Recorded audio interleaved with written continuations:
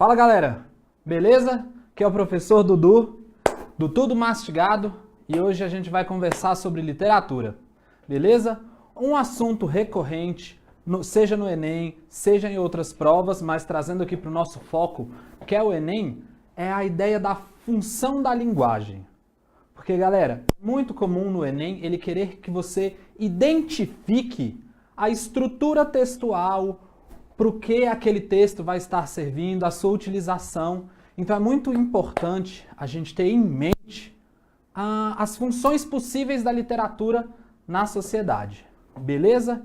Então hoje a gente vai estar falando sobre algumas delas. O russo Roman Jakobson, ele definiu que a linguagem ela pode exercer diferentes tipos de função, levando em consideração a sua utilização em sociedade. Beleza? Sempre lembrando dessa coisa da utilização da linguagem em sociedade, levando em consideração também, mais uma coisa que a gente vai estar dando aquela revisadinha hoje, a ideia dos elementos que compõem a comunicação. Lembra dessa questão? A questão do emissor, a questão do receptor, da mensagem, do canal, do código. Então hoje a gente vai estar dando aquela revisadinha e lembrando um pouco, e resolvendo algumas questões para a gente passar por essa aí, firmeza, beleza? Então vamos pensar no seguinte, cada função da linguagem vai estar utilizando um foco, tranquilo? Então a gente vai passar por algumas funções aqui e depois, para não ficar nenhuma dúvida, a gente vai resolver as questõezinhas. Pensa comigo, a função referencial, ou você pode também encontrar ela sob o nome de função denotativa.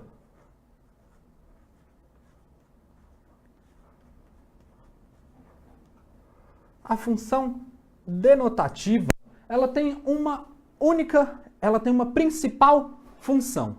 E que função seria essa? Seria a de transmitir conhecimento, a de explicar.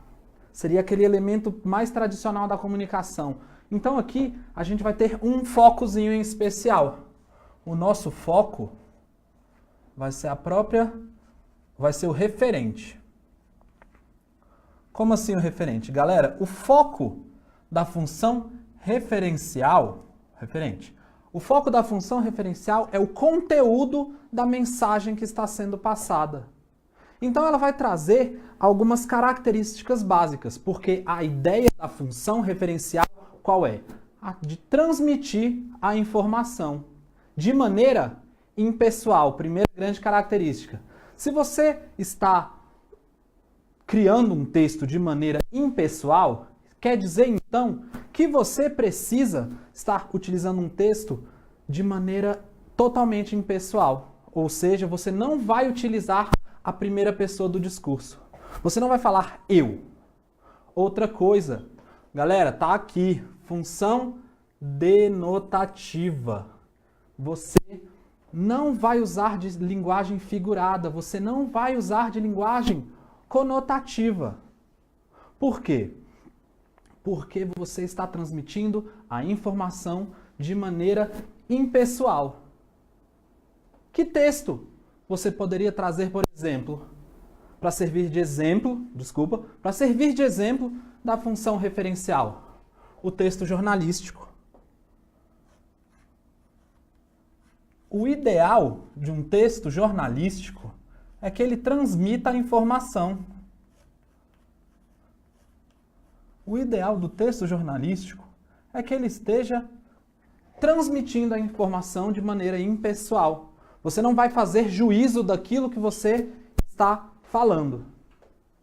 E a função referencial, então, vai trabalhar de maneira contrária à função emotiva. Função emotiva que também pode aparecer para a gente como função conotativa.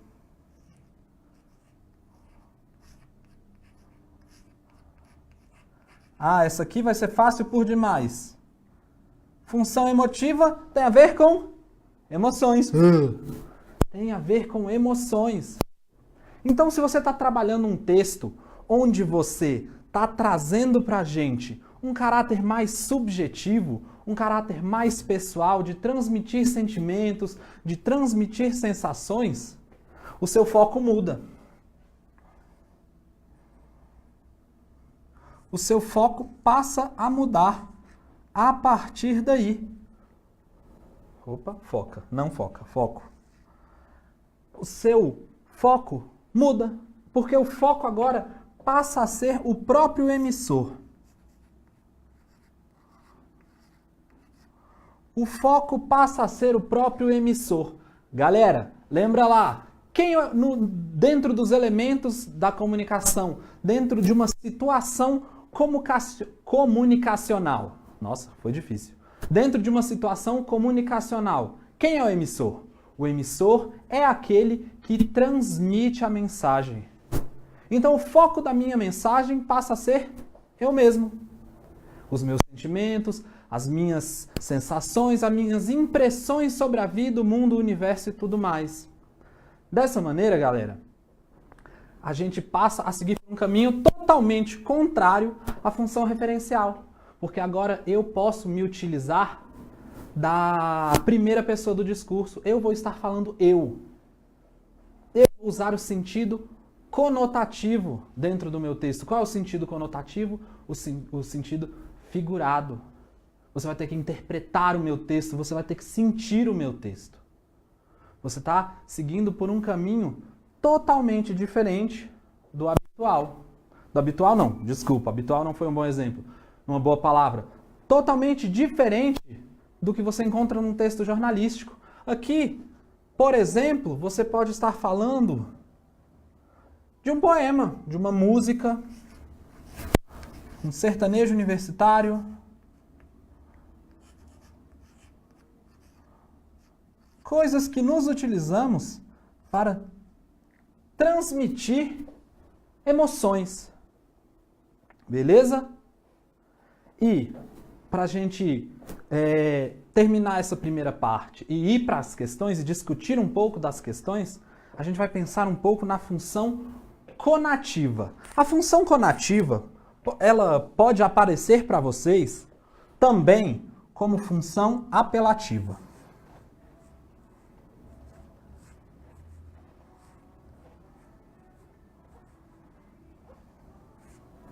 E agora, o foco da função apelativa é o receptor. O receptor passa a ser o grande foco.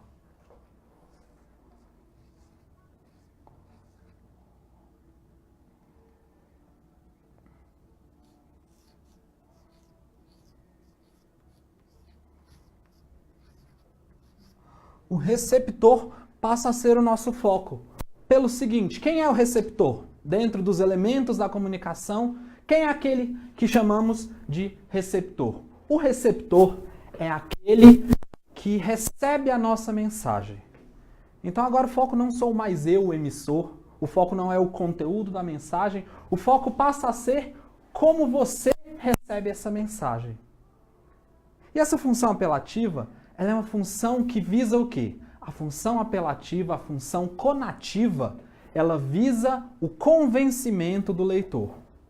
Eu, como emissor, quero convencer você, receptor, de algo. Nesse tipo de texto, é muito comum você ter o uso de vocativos. Eu vou te chamar de algo. Seja leitor, seja consumidor, seja eleitor. É muito comum também que esse texto, além do uso de nomes, né, do uso de vocativos, de chamamentos, eu vou estar utilizando verbos no imperativo, porque eu quero que você faça algo. Então, é onde vai ser muito comum a utilização desse tipo de texto. Tem dois ótimos exemplos. Nós vamos utilizar a função conativa em textos publicitários.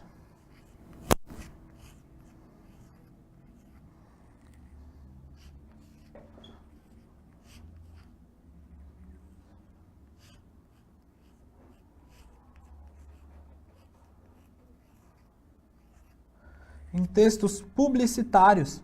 Quantas vezes você não escuta em propagandas, você lê em jornais, compre, faça, seja, use, leia. Tudo isso, né, vai estar dentro desse texto que visa convencer você, ouvinte, convencer você, leitor, de algo. Outro exemplo, e esse aqui vocês vão ver acontecer muito, vocês veem acontecer muito nas propagandas políticas.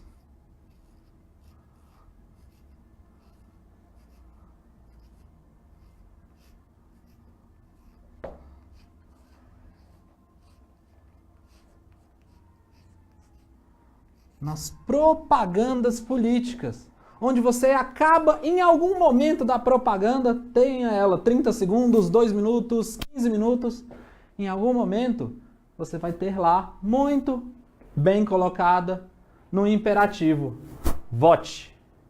Faça isso, isso, aquilo, vote, número. Beleza?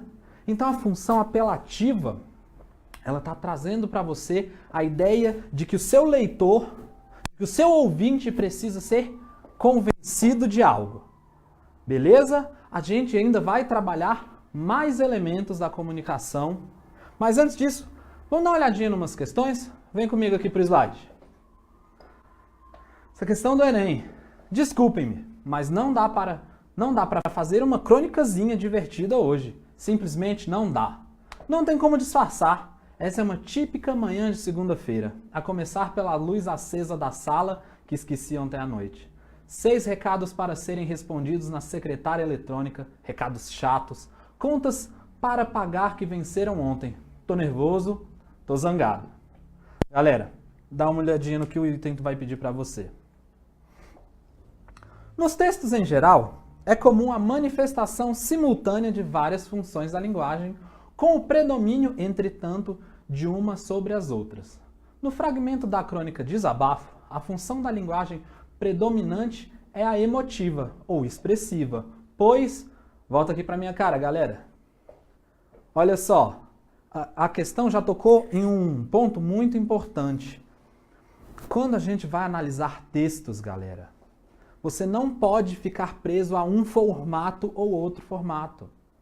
Os textos podem trazer diversas, diferentes funções, misturar funções, mas você vai acabar percebendo que sempre uma função, sempre algo acaba predominando dentro desse texto, por mais que ele seja a mistura de diferentes elementos. Beleza? Volta para o item. Nos textos em geral, é comum a manifestação simultânea de várias funções da linguagem, com o predomínio, entretanto, de uma sobre as outras. No fragmento da crônica Desabafo, a função da linguagem predominante é a emotiva, pois o discurso do enunciador tem como foco o próprio código. Volta aqui, galera. A gente ainda não falou dessa função, mas isso trata da função metalinguística, de você utilizar o código para discutir o próprio código. O que é o código? A gente vai conversar disso posteriormente, mas o código é o formato que você está utilizando para escrever seu texto. Mas a gente vai conversar melhor sobre isso daqui a um pouco. Volta aqui no slide. A atitude do enunciador se sobrepõe àquilo que está sendo dito. Boa observação. O interlocutor é o foco do enunciador na construção da mensagem. D. O referente é o elemento que se sobressai em detrimento dos demais. E. O enunciador tem como objetivo principal a manutenção da comunicação.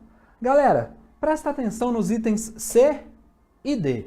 O interlocutor é o foco do enunciador na construção da mensagem. O interlocutor é o mesmo que o receptor, é aquele que vai receber a sua mensagem. E quando o interlocutor é o foco, quer dizer que a gente está tentando convencer ele de alguma coisa. Função conativa. Então, item C não colou. O D, o referente, é o elemento que se sobressai em detrimento dos demais. Galera, referente, o conteúdo da mensagem. Ele está dizendo para a gente, trocando em miúdos, que essa mensagem, que o importante dessa mensagem, o importante desse trecho que a gente leu é a informação que ele está passando. Mas se a gente voltar no texto, desculpem-me, utilizou a primeira pessoa. Então a gente já está vendo um texto aí pessoal. Ele usa mais de uma vez, aqui ó, pela luz acesa da sala que esqueci ontem. Novamente, o uso da primeira pessoa. Quer ver outro elemento aqui, galera? 6 recados para serem respondidos na secretária eletrônica. Recados chatos. Recados chatos é uma frase muito ambígua. É uma frase que ela depende, né? Você tem que pensar que ela é totalmente relativa. O que é chato para mim pode não ser chato para você. Então, ele usou de linguagem conotativa e também utilizou de primeira pessoa. Então, a gente vê que, apesar de outros elementos que a gente pode perceber no texto, a atitude do enunciador, ou seja, a maneira como ele está encarando tudo, a maneira como ele se porta, seus sentimentos em relação a essa situação, a crônica vivida, se sobrepõe em relação a todo o resto. Então, para esse item, a gente vai trazer o quê? A letra B, beleza? Confere aí, resposta certa. Item B, letra B. Galera, fica aqui no slide comigo. Assinale a alternativa que indica corretamente a função de linguagem predominante no texto abaixo. A estação Júlio Prestes, marco histórico e turístico de São Paulo, completou 70 anos nesta semana. Atualmente, o local abriga a Sala São Paulo, sede da Orquestra Sinfônica do Estado, além de ser o ponto de partida o ponto de partida da atual linha 8, Júlio Prestes, Itapevi, na CPTM, Companhia Paulista de Trens Metropolitanos. Vem pra cá, galera. Vocês prestaram atenção nesse textinho que ele não traz nenhum indício de pessoalidade. O texto foi perfeitamente escrito de modo que eu, leitor, eu, receptor, possa compreender o que está sendo trabalhado. Ele traz um texto claro, um texto objetivo, direto. Então, voltando para o item, a gente percebe o seguinte, que o grande foco desse textinho é o seu conteúdo, ou seja, o grande foco desse textinho é o referencial. Beleza? Volta aqui para mim. Então, galera, trabalhando esses aspectos das funções da linguagem dentro da sociedade, você observa que cada uma delas, pelo menos destas que a gente trabalhou nesse primeiro momento, traz suas características bem claras. Você pode observar um texto, ele pode ter mais de uma função, misturar mais de uma função, mas você vai encontrar com facilidade qual é o grande destaque dele. Beleza? Então, dá uma olhada aqui no slide só para a gente fazer aquele lembrete. Função referencial, foca no referente, o contexto. Linguagem clara, objetiva, sentido denotativo, terceira pessoa. A função emotiva foca no emissor, nos seus sentimentos, sensações, impressões sobre o mundo. Aqui sim, a gente pode usar uma linguagem subjetiva, vamos permitir o uso da primeira pessoa. E a função conativa foca-se no receptor, foca-se no receptor. A gente vai ter o uso de vocativo, né, de chamamentos e vamos utilizar verbos no imperativo. Tranquilo? Volta para cá.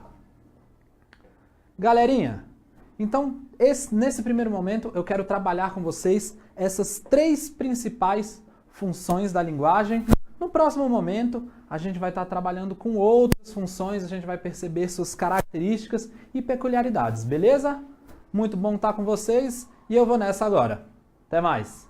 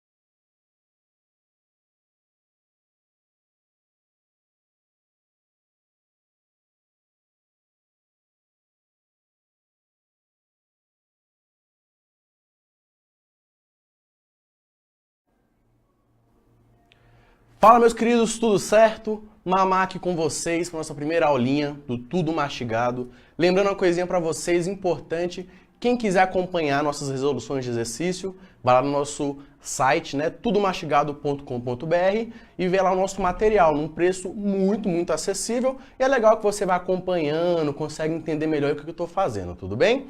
Nosso conteúdo hoje é um conteúdo muito bacana, eu gosto muito de tratar sobre ele, que é o conteúdo de modelos atômicos, certo? Aquele conteúdinho que você começa a ver lá no primeiro ano do ensino médio, conteúdo mais teórico, bem bacana de visualizar. Vamos aqui comigo, tá? Primeiro, para a gente falar de modelos atômicos, a gente tem que vir lá, a gente tem que ir, na verdade, um pouco antigo, né? Tem que ir lá na Grécia Antiga, para a gente começar a entender como é que veio esse conceito de átomo, tá? A humanidade em si, ela sempre se preocupou, sempre tentou entender como a matéria era formada, do que a matéria em si era formada. Aí teve dois filósofos muito importantes, tiveram outros, tudo bem? Mas os dois mais importantes aqui foi Leucipo e Demócrito. Eles tiveram a brilhante ideia de dizer que a matéria ela seria formada por partículas minúsculas, certo? Que eles deram o nome de átomo. Vamos colocar aqui então. Nome? Átomo.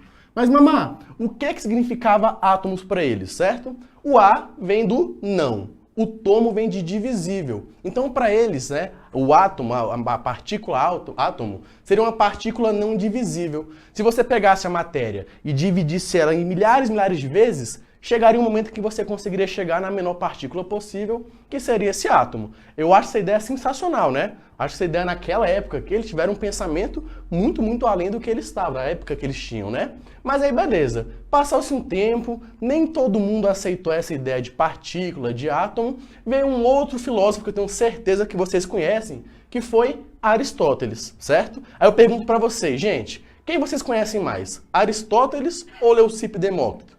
Tenho certeza que todo mundo vai falar que foi Aristóteles. Ele também veio com a teoria do que a matéria era formada. Ele falou o seguinte, gente, esse negócio de átomo tá por fora, certo? Não existe essa partícula indivisível. O que existe, na verdade, é o que ele chamou de teoria dos 4 elementos. A matéria, gente, ela seria formada por 4 elementos fundamentais. E eu tenho certeza que vocês conhecem esses elementos. Vamos lá. Terra, água, fogo e ar, né? Terra, água, fogo e ar, certinho, 4 elementos. E tudo seria formado a partir desses 4 elementos em proporções específicas. Por exemplo, eu, mamá, seria formado por 4 elementos específicos. Você seria formado pelos mesmos 4 elementos, só que de proporções diferentes da minha. E assim por diante. Como eu falei para vocês, Aristóteles era uma pessoa muito mais conhecida naquela época. Então, quem a galera acreditou, em quem a galera levou confiança? Foi em Aristóteles, certo? Então, durante muito tempo, as pessoas esqueceram um pouquinho dessa parte aí, esqueceram um pouquinho desse conceito de matéria, até que veio um inglês, né, muito famoso aí, John Dalton. Esse inglês, John Dalton, ele retrouxe, né, ele criou novamente essa ideia de átomo. Só que agora, além dele falar que o átomo existia, ele postulou algumas coisas muito importantes sobre o átomo. Beleza, vamos botar aqui rapidinho.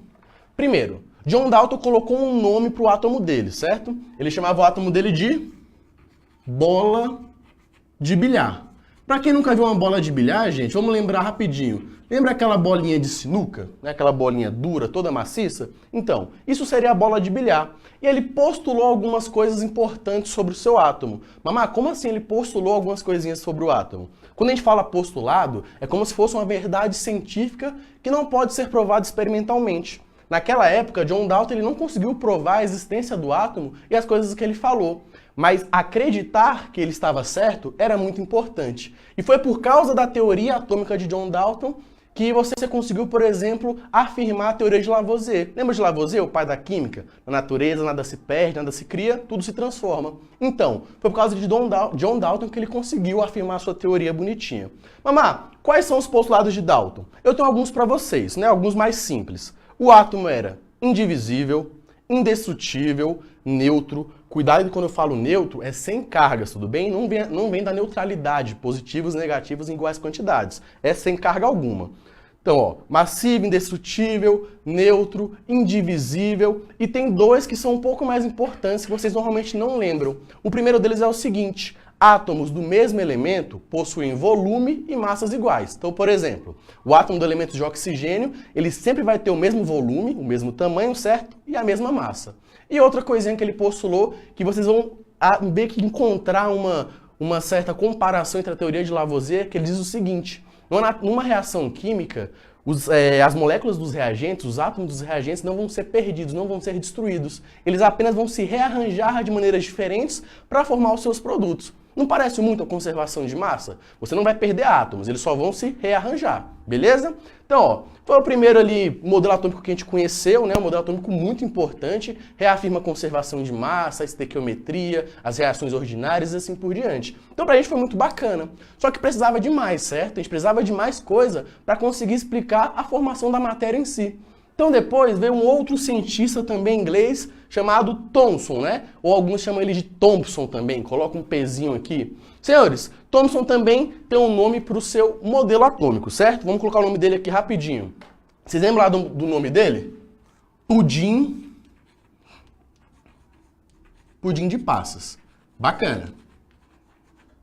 Como é que era o modelo de Thomson? Vocês lembram como é que ele formulou o modelo? Primeiro ele fez alguns experimentozinhos com tubos de raios catódicos, certo? Ele colocava um gás rarefeito dentro do tubo e energizava em polos diferentes, no seu ânodo e no seu cátodo. O que acontecia? Ele percebeu que qualquer gás que ele colocava dentro daquele tubo, quando ele energizava aqueles polos, você tinha sempre uma luz saindo do cátodo em direção ao ânodo. Tanto é que ele chamou essa luz de raios catódicos, certo? Se vai do cátodo para o ânodo, raios catódicos. Beleza. Depois, com o tempo, ele foi perceber que esse raio, né, essa luz, ela tinha uma certa afinidade por cargas positivas, ou por campo elétrico positivo. Aí ele falou, cara, se ela sente atração por campo elétrico positivo, necessariamente ela vai ter cargas o quê? Negativas. Beleza.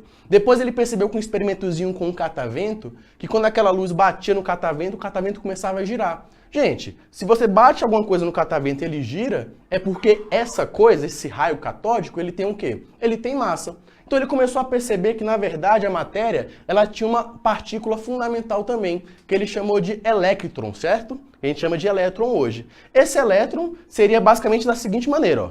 Vamos ver aqui rapidinho. Você tinha a sua bola, certo? Com a sua esfera. Essa esfera era feita de um fluido positivo, e nessa esfera você tinha os seus elétrons incrustados, que seriam basicamente suas partículas que ele tinha visualizado nos tubos de raios catódicos, certo? Então aqui, olha, a primeira coisinha, ele já começa a quebrar a indivisibilidade de Dalton. Agora o átomo é divisível, tem sua parte positiva e negativa, beleza? Foi um modelo importante para explicar a eletricidade da matéria e tudo mais, naquela época foi muito bacana, né? Mas ainda assim também não era suficiente para o que a galera buscava, pelos que os cientistas queriam estudar. Aí veio aqui, agora, o nosso terceiro modelo atômico, o nosso senhor Rutherford. Rutherford já é bem mais novo, já pega uma parte da química e da física um pouco mais moderna, certo?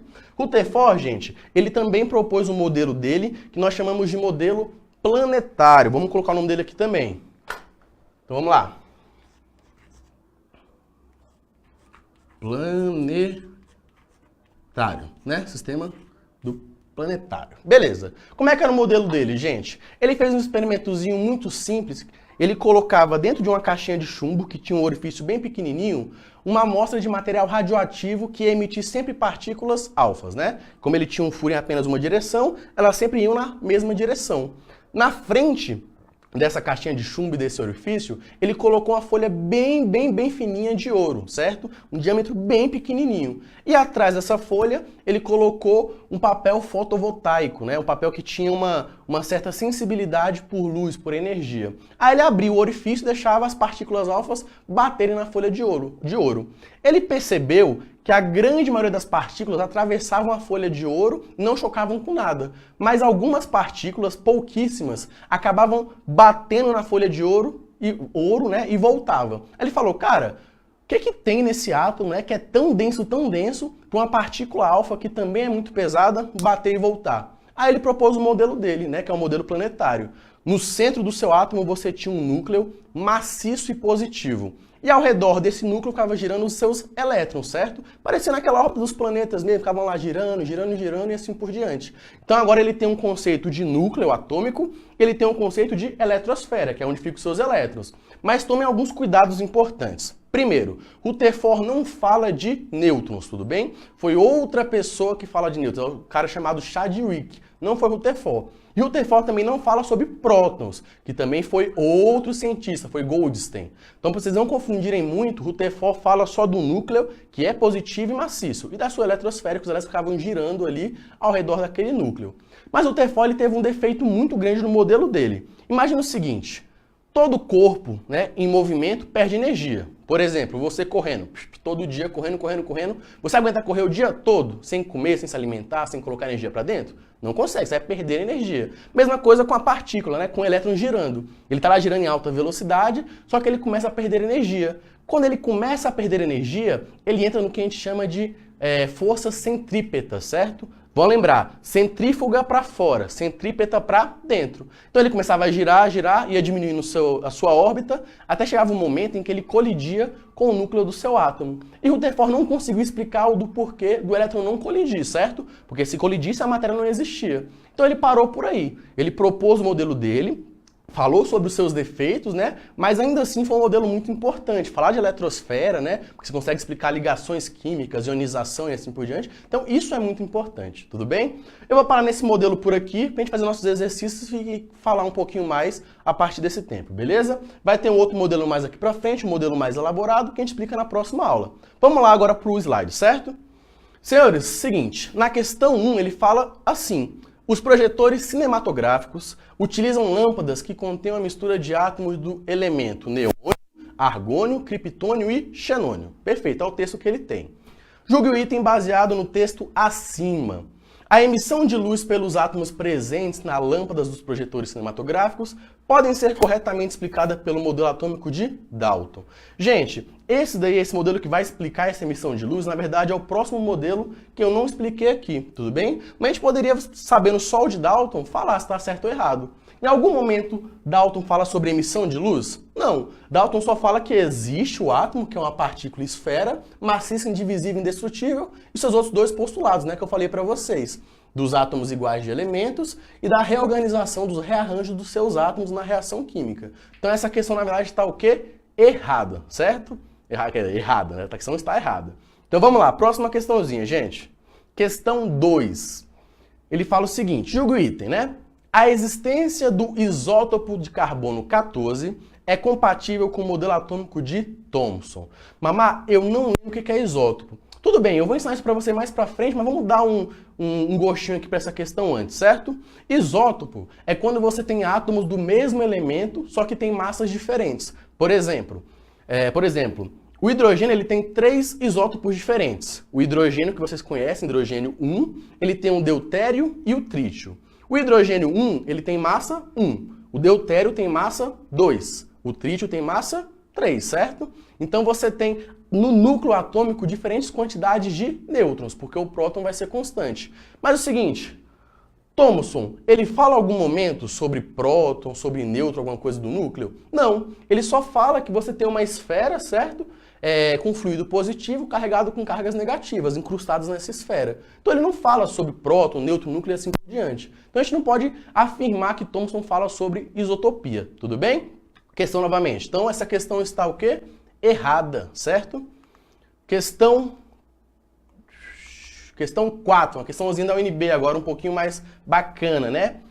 Um importante cientista na evolução do conhecimento químico foi John Dalton, né? Viveu ali entre 1766 e 1844. Com base nos trabalhos de Lavoisier e de Proust e de outros cientistas da época, Dalton resgatou os conceitos acerca da invisibilidade do átomo introduzidos por Demócrito e Leucipo, filósofos gregos que tiveram suas ideias rejeitadas por Platão e Aristóteles, influentes filósofos da época, né, de 400 anos antes de Cristo.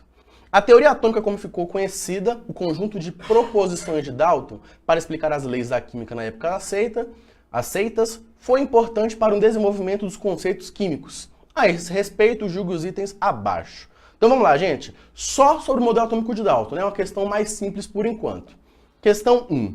O modelo atômico de Dalton não é suficiente para explicar a estequiometria das reações químicas. Vamos lá, vamos voltar aqui, gente. Lembra que eu falei que Dalton vem para reafirmar a teoria de Lavoisier? Então ele foi importante, porque Dalton ele fala sobre conservação de massa, né? E você começa a falar de estequiometria em si ou de reações químicas, lá naquela época de Lavoisier, que ele faz aquele experimentozinho para ver que a massa é conservada com o passar do tempo, no sistema fechado e assim por diante. Então, na verdade, voltando aqui para o slide, né, a estequiometria vem ali do início de Lavoisier, que também é uma parte que Dalton consegue explicar e consegue reafirmar. Na verdade, essa questão aí, gente, tá errada, certo? Tá errada a questão, ela é suficiente sim. 2. De acordo com o modelo proposto por Dalton, todos os átomos de um mesmo elemento apresentam as mesmas propriedades químicas. Vamos lá novamente, gente. Foi aquilo que eu falei para vocês, ó. Átomos de um mesmo elemento são semelhantes entre si. Propriedades, tamanho, massa e assim por diante. Então, essa questão 2 está correta, certo? Voltando aqui. 3. A concepção de átomo indivisível, defendida por Dalton, é cientificamente válida até hoje. Voltando aqui para o quadro, gente, ó. Já desde o modelo atômico de Thomson, essa concepção de átomo indivisível não existe mais, certo? Já consegue dividir o átomo em duas partes, a parte positiva e a parte negativa. Dalton fica ainda mais escrachado, por quê? Você tem, vamos desenhar aqui o modelo de Dalton rapidinho. Você tem aqui seu núcleo denso e positivo, certo? E aqui você tem sua eletrosfera gigantesca, né? Com seus elétrons girando ao redor do seu núcleo. Então você tem uma divisão entre núcleo e eletrosfera, isso daí já caiu há muito tempo. Então, na verdade, voltando aqui para a questão, ela está errada, essa concepção aí. Não está válida até hoje. 4. De acordo com Dalton, átomos não podem ser criados ou destruídos no curso de reações químicas ordinárias. Voltando aqui, gente, essa tá corretíssima, né? Corretíssima e é o postulado mais correto que ele fez e o único, né, que até hoje sobreviveu. Uma reação química, átomo não é criado nem destruído. O que eles fazem é se rearranjar de alguma maneira para formar os seus produtos. Perfeito? Questãozinha bacana, né? Eu gostei dessa questão, eu gosto dela, questãozinha da UNB. Não é muito complicado, não é muito complexo não, mas dá pra gente ver algumas coisinhas importantes, né? A gente conseguiu, ó, cair nos 3 modelos, apesar dele falar mais do modelo atômico de Dalton. Beleza? Próxima questão, senhores.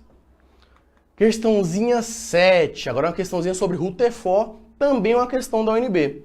Em 1911, Rutherford realizou uma experiência em que uma lâmina muito fina de ouro foi bombardeada com partículas alfas, né? Partículas positivamente carregadas. A maioria delas atravessou a lâmina sem sofrer desvio na trajetória. No entanto, um pequeno número de partículas sofreu desvios muito grandes.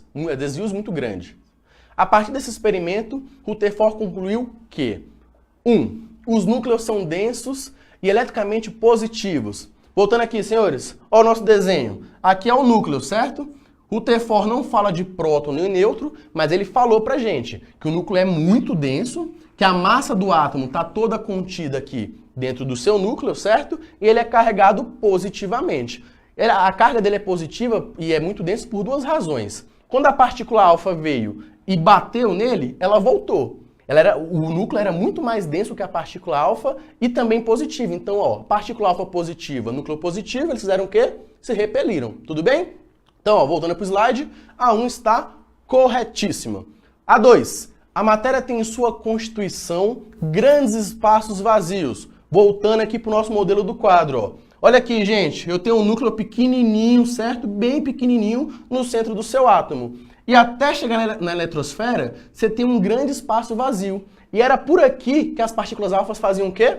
Passavam, certo? Ela vinha aqui, ó, não encontrava ninguém, passava reto pela placa de ouro. Belezinha? Voltando aqui para a questão, então ela está correta, a questão 2.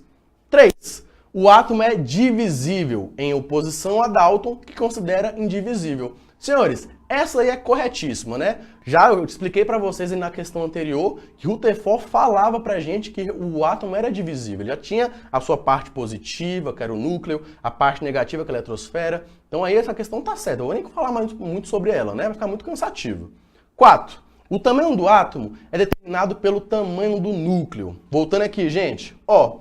O tamanho do átomo, na verdade, é a sua eletrosfera, que é a maior parte que você tem do seu átomo. O núcleo, ele é muito pequenininho, tá? É impossível você ver, conseguir visualizar esse núcleo. Então, na verdade, voltando aqui para o slide, a 4 está errada. Cuidado com essa daí, certo? 5. Os elétrons ocupam órbitas circulares ao redor do núcleo, chamados níveis estacionários. Senhores, vamos para cá. Ele realmente ocupa órbitas, né? Eles ficam girando aqui ao redor do seu núcleo. Mas órbitas estacionárias, nos níveis estacionários, não foi Rutherford que falou ainda, tá? É o próximo modelo que fala sobre órbitas estacionárias. Então tem que ter calma nisso daí, tem que tomar muito cuidado, porque o erro da questão tá só no finalzinho ali. Então você poderia cair nesse peguinha besta, né? Então, senhores, meus queridos, nosso conteúdo, né, bem básico, bem tranquilo, modelos atômicos. Eu vim até uma parte dele mais simples, né, para depois a gente começar a entrar mais fundo, mais bacana nesse conteúdo, que vai ser o modelo atômico de Bohr na próxima aula, beleza? Só tendo uma revisãozinha para vocês lembrarem.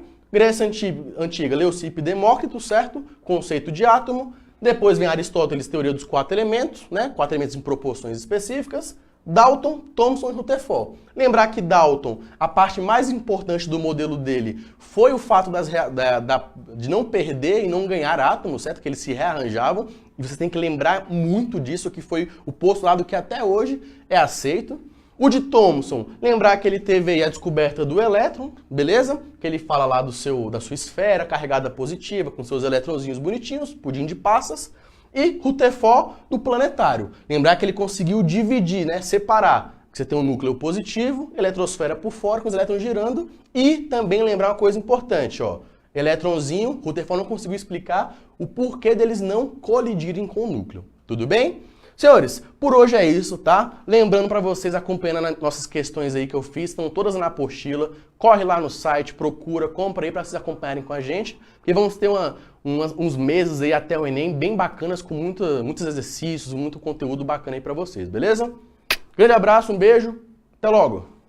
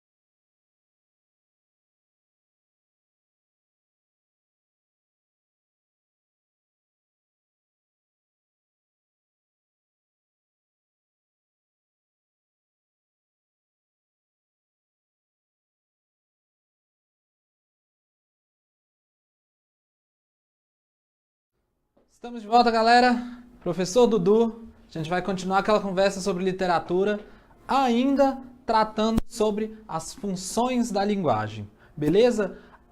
Nessa segunda parte da nossa aula, a gente vai estar tratando então de 3 funções que são um tanto quanto diferentes das outras funções as quais a gente já conversou, porque elas trazem características muito únicas, muito peculiares ao seu texto. Complicado de se entender? Não, nem um pouco. O que vai ajudar você na hora da sua prova, beleza? Então, vamos voltar aqui a conversar sobre essas tais funções que eu quero comentar com vocês, essas tais peculiaridades, beleza? Essa próxima figura que eu quero conversar com vocês, ela vai ser chamada de função fática. E ela não caracteriza um texto em si, e sim um acontecimento que a gente percebe nas interações comunicacionais, seja numa conversa, seja conversando por WhatsApp, seja conversando pessoalmente. A gente observa muito isso acontecer, seja com o tiozinho que senta do seu lado no ônibus e você finge que está dormindo, mas mesmo assim ele não para de falar. Isso vai acontecer muito, galera. Função fática, ela tem um foco no canal.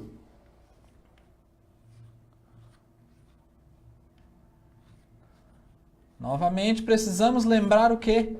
Dos elementos da comunicação. O canal é o meio que você utiliza para manter a comunicação. Você pode estar falando ao telefone, você pode estar conversando pessoalmente. É o meio o qual sua mensagem é passada. E o que essa tal função fática faz contigo? Essa função fática, ela testa o canal da comunicação.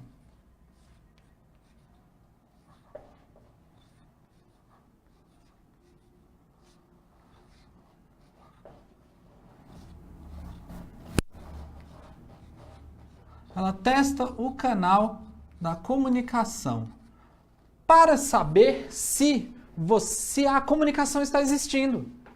Para saber se você não está falando sozinho. Quer um ótimo exemplo? Um exemplo que cada vez menos usado, né? Por causa do WhatsApp, redes sociais e tal. Mas quando você liga para alguém, ou quando alguém te liga, a primeira coisa é o alô. Alô? Alô? Até alguém responder. Porque quando essa pessoa responde, você sabe, essa pessoa está me ouvindo, eu estou ouvindo essa pessoa, então pode haver a comunicação. A comunicação está existindo. Lembrando, as funções da linguagem têm a ver com o uso da linguagem na sociedade, em sociedade. Beleza? Então aqui, na função fática, você está trabalhando com o quê? Você está trabalhando com o teste no canal de modo a saber se a comunicação está existindo. Então, o que é essa função fática? O que acontece num texto que traz essa tal função fática para você? Você vai perceber que ele traz algumas perguntinhas. Ele costuma trazer algumas perguntinhas, algumas onomatopeias, talvez, mas ele sempre traz algo para saber se a comunicação está existindo. Sabe? Quando você está no ônibus e sempre chega aquele moço e conversa com você e no final de todas as frases dele ele traz o quê? O né. Tá calor, né? Você, hoje o ônibus demorou demais a passar, né? Porque quando ele usa esse né, essa perguntinha, ele está testando para saber se você está ouvindo, testando para saber se a comunicação está existindo, se um está entendendo o outro, né? Para saber se está acontecendo essa tal comunicação. Então, dificilmente você vai encontrar a função fática como elemento principal de um texto. A menos que seja um texto totalmente escrito entre perguntinhas, entre testes. Lembrando, você pode ter diferentes elementos em um mesmo texto. Depende da função dele, da função que você quer dar a ele. Galera, outra função que eu quero que a gente converse e que pode causar alguma dúvida em relação à outra função que a gente já falou, que é a função emotiva, é aquela que a gente vai chamar de função poética. Na função poética, o nosso foco passa a ser a própria mensagem. Galera, mensagem é diferente de referente. O referente é o conteúdo, é o contexto, é o assunto que está sendo tratado. Mensagem é o corpo desse texto. Então, a gente vai observar que a função poética foca-se na construção da mensagem. Então, quando eu falar com vocês sobre função poética, eu quero que vocês pensem que forma passa a ser mais importante que o conteúdo. Mensagem é a forma, referente ao conteúdo. Tranquilo? E é muito, muito, muito importante vocês pegarem bem o cerne dessa tal função poética, porque a gente vai tratar muito de poetas, de escolas literárias, de períodos literários. Então eu quero que você perceba, durante todo o curso, durante todas as nossas próximas aulas, que haviam poetas, haviam escritores, haviam períodos onde nos preocupávamos mais com o lado poético, onde nos preocupávamos menos com o lado poético, e sim com aquilo que gostaríamos de dizer, com a mensagem que gostaríamos de passar. Beleza? Então é muito, muito importante que você lembre que função poética vai trazer muitos elementos formais para o seu texto, como o ritmo, talvez a presença de rimas, vai trazer sonoridade para o seu texto. E isso aí tudo a gente também vai comentar, vai questionar, quando a gente for falar de diferentes períodos literários, estéticas literárias, onde há uma preocupação maior com a forma, uma preocupação menor com a forma. Toda aquela preocupação, todo aquele desejo poético dos parnasianos, todo o desleixo dos românticos, tudo isso vai ser bem mais fácil, tudo isso vai ser bem mais facilmente compreendido quando você percebe completamente o que é essa tal função poética. Belezinha? Galera, a função metalinguística, ela é uma função que traz pra gente um foco curioso. O foco da função metalinguística é o código.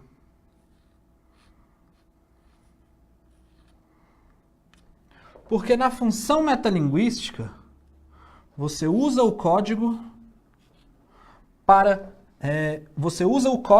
discutir o próprio código.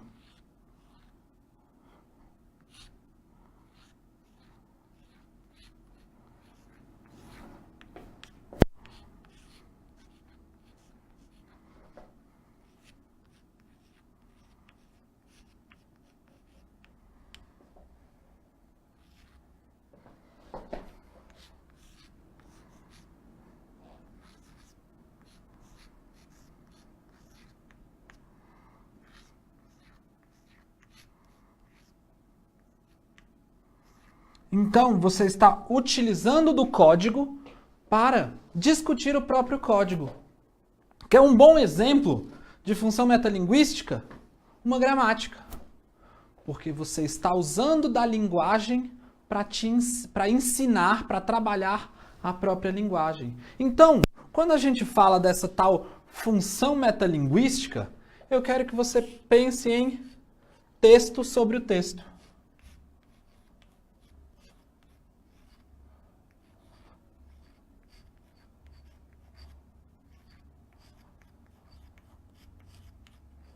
Eu quero que você pense em texto sobre o texto. Porque o que acontece?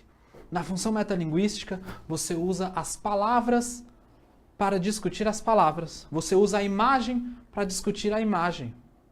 Você tem um livro que sabe que é um livro. Lembra do Memórias Póstumas de Brás Cubas? O Brás Cubas sabe que é um personagem de um livro e conversa com você, leitor. Quando eu pego um livro de português, que eu estou usando a língua portuguesa para te ensinar a usar a língua portuguesa da melhor maneira possível. Quando eu escrevo um quadrinho, quando eu desenho e escrevo um quadrinho, uma história em quadrinho, que sabe que é uma história em quadrinho e que te ensina a fazer uma história em quadrinho. Olavo Bilac, grande poeta parnasiano, ele tem um soneto que ensina o leitor a escrever um soneto parnasiano. O nome desse poema é A um Poeta, que há várias aulas nós conversaremos um pouco sobre ele. Mas eu quero que você tenha essa ideia bem clara aí na sua cabeça. Função metalinguística traz o código para discutir o código. Você usa o seu texto para explicar o que é um texto. Tranquilo, né? Então, pessoal, juntando essas 3 funçõezinhas da linguagem, com as 3 da nossa aula anterior, essas são as principais funções que a linguagem tem dentro da nossa sociedade, segundo Roman Jakobson, o russo. Beleza, grande? Roman Jakobson traz essas 6 funções possíveis da linguagem para você. Agora que a gente já está aqui, craque nas tais funções da linguagem, eu quero mostrar alguns itens para você. Vamos lá no slide, rapidinho. Questão do Enem, a gente já conhece bem. Questão do Enem, ela vai trabalhar muito a sua interpretação do texto. Então é preciso ter muita atenção. Vamos lá. Questão 2, na página 14 do nosso material de literatura. A linguagem na ponta da língua, tão fácil de falar e de entender. A linguagem na superfície estrelada de letras. Sabe lá o que quer dizer? Professor Carlos Góes, ele é quem sabe e vai desmatando o Amazonas de minha ignorância. Figuras de gramática, esquemáticas, atropelam-me, aturdem-me, sequestram-me. Já esqueci a língua em que comia, em que pedia para ir lá fora, em que levava e dava pontapé. A língua, breve língua, entrecortada do namoro com a priminha. O português são 2, o outro, mistério. Carlos Drummond de Andrade. Explorando a função emotiva da linguagem, o poeta expressa o contraste entre marcas de variação de usos de linguagem em A. Situações formais e informais. B. Diferentes regiões do país. C. Escolas literárias distintas. D. Textos técnicos e poéticos. E. Diferentes épocas. Pessoal, muito comum, quando se fala de Enem, a gente tem uns itens estranhos, assim, que eles passam muito longe da leitura possível do texto. E a gente já observa aí, tanto item C, quanto D, quanto E. Que ele traz elementos que não estão sendo discutidos no nosso poema. Diferentes épocas. A gente não tem nenhuma evidência temporal dentro desse poema. Textos técnicos e poéticos. Textos técnicos, ou texto poético, beleza, um texto bem poético, tem ritmo, tem uma certa sonoridade, mas texto técnico, creio que não. Escolas literárias distintas. Galera, podemos ler quantas vezes quisermos esse poema. Ele não traz evidências de quanto mais de um período literário. Diferentes regiões do país. Galera, presta atenção no poema que a gente acabou de ler. Ele, apesar de trazer uma relação com o professor, uma relação quando ele fala que esqueceu a língua em que comia, em que pedia para ir lá fora, o namoro com a priminha, a gente pode até acabar pensando que isso trata de uma situação mais bucólica, uma situação mais do interior, mais do campo. Mas, assim, apesar de talvez isso seria ir muito longe. Mas agora, observa o seguinte. Item A. Situações formais e informais. Isso cabe perfeitamente quando ele fala do professor. Porque ele fala do professor que ia desmatando o Amazonas de minha ignorância. Ou seja, ele está falando que o professor trazia o uso formal, o uso correto da língua. Vocês conseguem perceber isso aí? Que o professor, dentro do poema criado por Carlos Drummond de Andrade, ele Desmata o Amazonas da ignorância. Ele fala de figuras de gramática. Enquanto, se a gente pensar em outro versinho desse mesmo poema, já esqueci a língua em que comia, em que pedia para ir lá fora, em que levava e dava pontapé. Então ele está trazendo para você aí uma situação mais informal. Lembrar daquela relação, isso é uma relação muito importante para vocês que vão fazer a prova do Enem. Essa coisa da situação formal da língua, do uso formal e do uso corriqueiro, coloquial, do uso informal da língua, galera. Então ele evidencia para você que existe sim um uso informal e que o ensinamento do tal professor faz com que ele se confunda nesse uso informal da língua. Então existe o choque entre o formal e o informal. Então, galera, item A nessa questão. Belezinha? Volta aqui. Galerinha, lembrando, a função emotiva tem como foco o próprio emissor, os seus sentimentos. Se a gente pensar nesse poeminha que a gente acabou de ler, a gente está vendo um desabafo por parte desse eu lírico, que está confuso por conta da língua.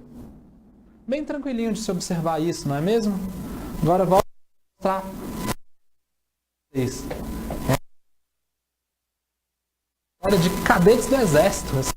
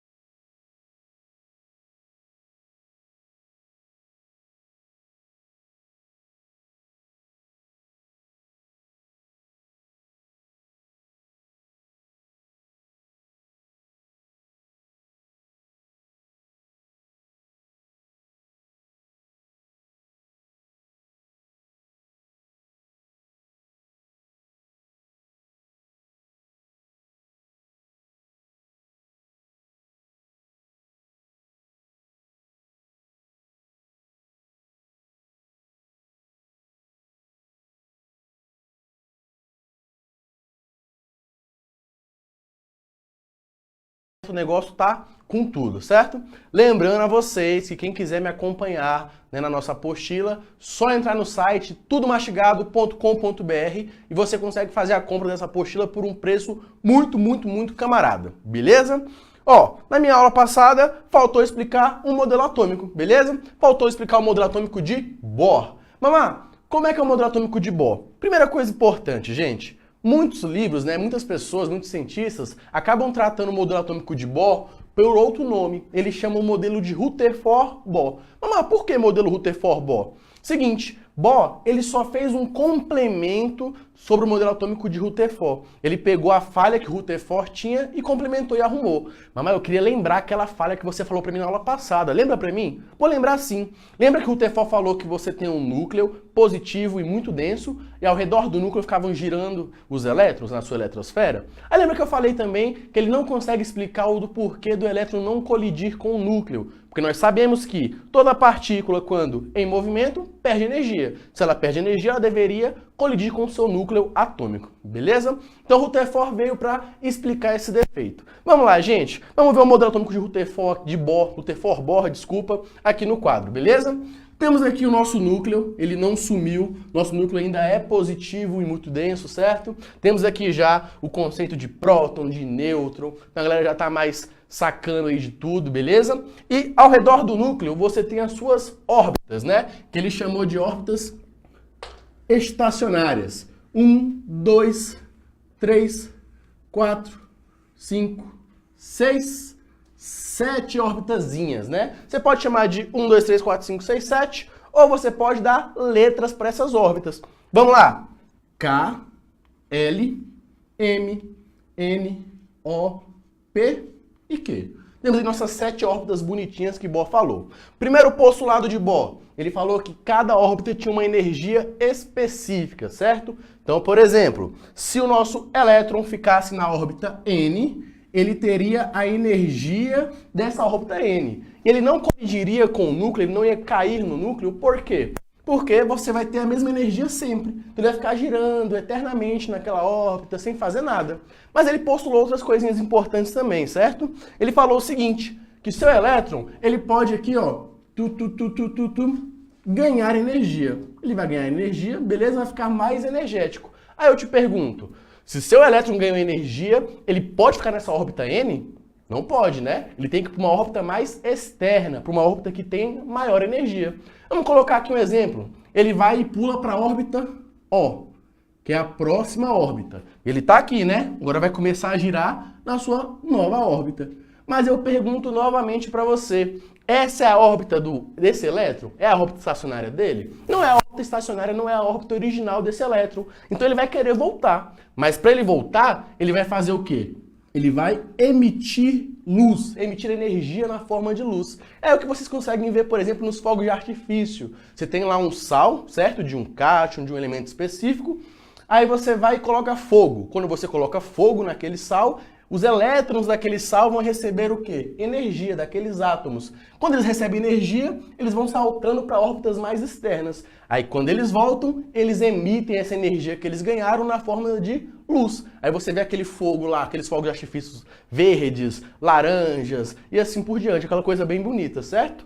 Então esses foram alguns postulados de Bohr. Ele consegue explicar a emissão de energia pelos átomos, assim por diante. Conseguiu explicar aquele defeitinho de Rutherford, né? Lembra, a gente falou, foi muito importante. Então beleza.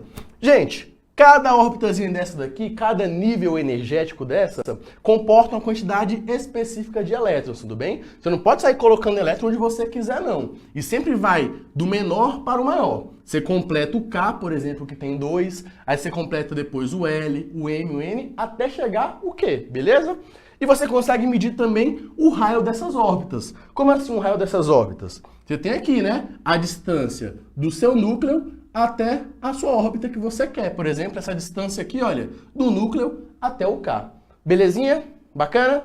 Uma coisinha muito importante que a gente esquece, tudo bem? Que a gente vai falando do modelo atômico de Bohr, vai falando dele, sobre a explicação da energia, da emissão e tudo mais. A gente acaba esquecendo um ponto muito importante. Primeiro ponto.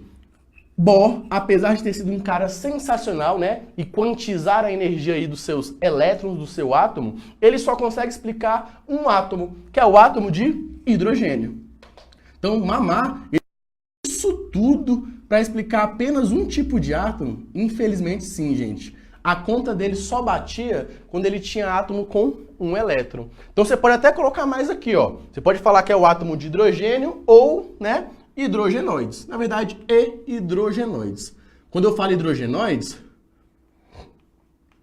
é quando você tem um átomo que possui apenas um elétron na sua eletrosfera. Por exemplo, o lítio. O lítio lá tem 3 elétrons, certo? Se ele perder 2, fica com 1, formou o seu hidrogenoide. Então ele só consegue explicar isso daí. Mais de um elétron ele não consegue explicar, ficou complicado para ele. Ele não conseguia prever o espectro daquele elétron, as suas contas matemáticas também não batiam muito bem. Esse foi um defeito muito grande dele. Mas fora isso, gente, eu acho que o modelo dele foi muito bacana, certo? Apesar de eu achar que o cara mesmo sensacional aqui foi o Rutherford, né? O cara pegou o Rutherford e só explicou. Mas beleza, né? Cara inteligente, muito bacana. Então vamos com as questõezinhas, né? Vamos fazer umas questões para vocês verem como é que vai funcionar. Agora, como vocês já sabem todos os modelos, dá bem explicar tudo, beleza? Vamos ficar até pensando mais no Enem ali. Não vamos aprofundar muito não, porque não é muito necessário. Não é necessário, na verdade. Vamos lá, gente. Questãozinha. A primeira questão é a questão 3 da apostila, que é uma questão da UNB, uma questão que tem um texto grande, e ele coloca umas equações no texto, aí isso dá um medo na gente, né? Eu tenho medo também. Eu vou ler uma questão, aí eu vejo aquele texto gigantesco com equação, eu já falo, ixi, me lasquei, não vou conseguir fazer não. Mas vai sim, ó, você vai ver que é muito fácil. No final do século XIX e no início do século XX, quase não foi, hein? Foram propostos diversos modelos para o átomo, entre eles os modelos de Thomson e de Rutherford. Posteriormente, o modelo de Rutherford foi aperfeiçoado por Niels Bohr, né, nosso querido dinamarquês Niels Bohr, o qual assumiu que os elétrons se comportavam em seu movimento ao redor do núcleo, como ondas com comprimento de onda. Aí ele te deu a equação desse comprimento de onda, né? Lambda igual ali a frequência, massa, velocidade, sei o que, vamos esquecer esse negócio por enquanto, né? Ele fala que M e V são, respectivamente, a massa e a velocidade do elétron, que se encontram na órbita indicada pelo número natural N, e H é uma constante física, né? Sua constante aí bonitinha. Essas ondas, no modelo de Bohr, obedecem à relação N-lambda igual a 2πr, em que R é o raio da órbita de índice N. Então, ó, por exemplo, cada órbitazinha dessa aqui, ó, aqui é 1, 2, 3, 4, 5, vai ter o seu raio específico, né? O raio aumenta do centro para a extremidade, para fora do seu átomo. A partir dessas informações apresentadas no texto, julgue os itens a seguir, sabendo que a constante elétrica deu a sua constantezinha aí, né, coisinha feia, em que o ε0 é a constante dielétrica do vácuo e representando por E é a carga do seu próton. Gente, não vai precisar não, fique tranquilo, viu? Tranquilo que estamos numa boa. 1. No modelo atômico de Bohr, para determinado átomo, quanto maior o raio da órbita de índice N, menor será a velocidade do elétron que se encontra nessa órbita. Senhores, vamos para o quadro, né? Vamos para o quadro. Essa questão ela parece muito difícil, mas é uma questão muito simples, tá? Muito simples mesmo. Ele te deu duas equações importantes, as duas primeiras equações. Vamos copiá-las aqui, gente. Eu tenho essa equação aqui, ó. Lambda, certo? Lambda é igual a H sobre mv. Nossa primeira equaçãozinha que ele deu na questão, né? Vamos agora para a segunda equação que ele nos deu. Vamos dividir aqui para a gente não confundir. A segunda equação que ele deu foi o seguinte. N lambda é igual 2πr. 2πr. Senhores, percebam o seguinte. Vou passar esse N para lá, olha, para o outro lado, dividindo, beleza? Então vai ter, ó, lambda é igual a 2πr sobre N. Agora, olha, aqui eu tenho um lambda, aqui eu tenho um lambda. Posso igualar essas duas lambdas? Posso. Quando eu igualar as duas lambdas, eu vou igualar as minhas equações. Olha que coisa simples, gente. H mv é igual 2πr sobre N. Vou deixar só a velocidade de um lado e vou passar tudo para o outro lado, certo? Como é que eu vou fazer? Passar o N aqui multiplicando, passar o V multiplicando e trazendo o 2πr para o outro lado dividindo. Então aqui, ó, como é que eu vou montar a minha equaçãozinha? Vamos para o outro lado, tá ficando muito pequeno aqui, não é? N vezes H. N vezes H. Sobre M vezes 2πr. 2πr, bacana. Passo o V para o outro lado. Igual a V. Pronto, montei a equação do jeito que eu queria. Vamos voltar rapidinho na pergunta, olha. no modelo de Bohr, para determinado átomo, quanto maior for o raio da órbita de índice n, menor será a velocidade do elétron que se encontra nessa órbita. Voltando aqui, gente. Olha aqui pra gente, ó. Aqui eu tenho um R, certo? 2πr. Se eu aumento o meu R, minha velocidade faz o quê? Diminui. Então, quanto maior o raio da minha órbita, menor a velocidade. Questãozinha certa. Viu como era fácil? Só você pegar as equações, igualar, beleza? Bem simples, tranquilo. Vamos voltar para a questão agora. Questão 2. No modelo de Rutherford, a maior parte da massa do átomo se concentrava na eletrosfera, onde os elétrons giravam em órbitas ao redor do núcleo em um modelo similar ao planetário. Gente, o erro da questão tá bem no início, né? O que ele fala? Ó, a maior parte da massa do átomo se concentrava na eletrosfera. Quem viu a aula passada vai lembrar que a maior massa, né, a massa do átomo em si, ela se concentra no núcleo, lá nos prótons, nos nêutrons. Claro que o Rutherford não fala de próton e de nêutron, mas a gente sabe que existe hoje, né? Então a massa todinha está lá naquele núcleo denso e positivo. Então essa aí está incorreta, questão errada. Perfeito? Próxima questão. Questão 5. Dalton, Thomson, Rutherford e Bohr são cientistas que contribuíram significativamente para o desenvolvimento da teoria atômica. Com relação à estrutura atômica, julgue os itens. Senhores, vamos lá. 1. Dalton postulou, baseado em evidências experimentais, que o átomo era uma bolinha extremamente pequena, maciça e indivisível. Gente, vamos lá. Onde é que ele errou nessa questão? Lá na última palavra, certo? Dalton não falou que era divisível, falou que era indivisível. Era uma bola, né? Bonitinha, maciça, neutra, sem carga alguma, indestrutível, indivisível. Vamos lembrar disso, né? Então a questão está errada. 2. Os resultados dos experimentos de descargas elétricas em gases rarefeitos permitiram a Thomson propor um modelo atômico constituído de cargas negativas e cargas positivas. Senhores, certíssimo. Vamos lembrar do modelo atômico de Thomson rapidinho? Vamos voltar aqui. Mamá, como é que era o modelo atômico de Thomson? Esfera, né? Você tinha um fluido positivo e incrustado nesse fluido você tinha cargas negativas. Parte positiva, parte negativa, foi o que a questão falou. Corretíssimo. Vamos lá, voltando. 3. Experimentos de bombardeamento de uma placa de ouro com partículas alfas levaram o Rutherford a propor um modelo atômico em que o átomo era constituído de um núcleo e uma eletrosfera de iguais tamanhos. Novamente, gente, voltando aqui, o erro está no final da questão. Já falamos aqui que o núcleo é muito pequeno em comparação com o átomo, certo? O volume do átomo em si é a eletrosfera, né? Onde o elétron fica girando ali ao redor do núcleo. O núcleo é muito pequeno, não consegue nem ver aquilo, é quase que invisível aquele negócio, beleza? Voltando aqui. 4. A interpretação dos estudos com espectros de hidrogênio levou o Bohr a propor que o átomo possui órbitas definidas por determinadas energias. Voltando, gente, aqui ó, nossas órbitas K, L, M, N, O, P e Q. Órbitas bonitinhas, cada uma com a sua energia específica, certo? Se o elétron salta, ele tem que voltar e quando ele volta, emite energia na forma de luz luminosa. Corretíssima a questão. Voltando. 5. No modelo atômico de Bohr, os diversos estados energéticos para os elétrons foram chamados de camadas ou níveis de energia. Senhores, mesma coisa, né? Camadinha, camada KLMNOPQ, nível de energia, tudo bonitinho. Está correta, bem simples, bem tranquila. Só marcar a questão do gabarito e fechou, certo? Quem acertou aí? Acertei. Vamos lá para a próxima. 8, né? Agora a questão 8, da PUC. Quando se salpica um pouco de cloreto de sódio ou bórax, né, diretamente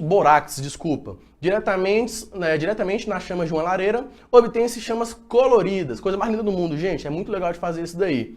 Isso acontece porque nos átomos dessas substâncias, os elétrons excitados. Ele quer saber o que os elétrons excitados, né, quando recebem energia, fazem. A. Absorvem energia sob forma de luz, neutralizando a carga nuclear e ficando eletricamente neutro. Gente, vamos voltar aqui, gente. Pelo amor de Deus, né? Senhor Jesus. Vamos lembrar. O átomo recebe energia, salta para uma órbita mais externa, volta e emite na forma de luz. Tem nada a ver com núcleo, com neutralidade, não tem nada a ver. Vamos com calma, né? B. retornam aos níveis energéticos inferiores, devolvendo energia absorvida sob forma de luz. Corretíssima. Corretíssima. Ele falou tudo que o elétron faz depois que ele está na sua órbita lá mais externa, não é? Perfeito. Letra certa B. Mas eu vou ler as outras rapidinho aqui para a gente ver como é que funciona. C. Recebe um quanto de energia e distribui-se ao redor do núcleo em órbitas mais internas. Senhores, se ele vai voltar para uma órbita mais interna, ele não pode receber quanto de energia. Ele tem que doar, ele tem que se livrar de energia, certo? Então, ó, erradíssima. D. Emitem energia sob forma de luz e são promovidos para órbitas mais externas. Senhores, novamente, o elétron já está excitado. Ele não pode receber mais energia, ele tem que fazer o quê? Doar. Ah, ele pode receber? Não, tá. Ele pode receber e ir para a órbita mais externa ainda, mas voltar é impossível. E. Saltam para níveis energéticos superiores, superando a carga nuclear e originando um ânion. Ó, ele quer a explicação do porquê de você emitir aquela coloração, certo? No bórax, por exemplo, você tem o verde. No cloreto de sódio você tem um meio amarelado, um laranjado. Então ele quer saber o que é que acontece. Você pode ganhar energia suficiente e perder o elétron, né? Ele pode virar o seu ânion, né? Ter a sua ionização? Pode, mas nesse caso ele quer a explicação desses saltos quânticos, tudo bem? Então errado também. Então a letra certa, B. Perfeito. Vamos para a próxima. Agora a questãozinha 6. O NB, né? Questão bacana então. Uma das perguntas que estudantes de química do ensino médio fazem com frequência é: qual modelo de átomo que devo estudar? Uma boa resposta poderia ser: depende para que os átomos modelados vão ser usados depois. Construímos modelos na busca de facilitar nossas interações com os entes modelados. E por meio de modelos, nas mais diferentes situações que podemos fazer interferências e previsões de